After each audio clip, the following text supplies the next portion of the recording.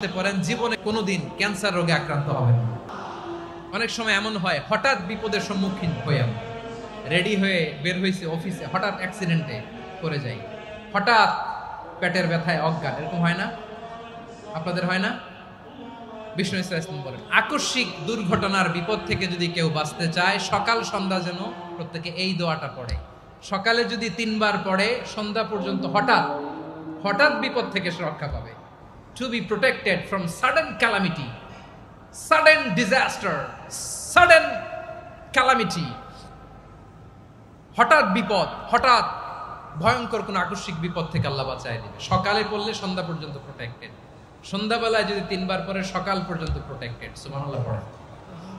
দোয়াটা কি?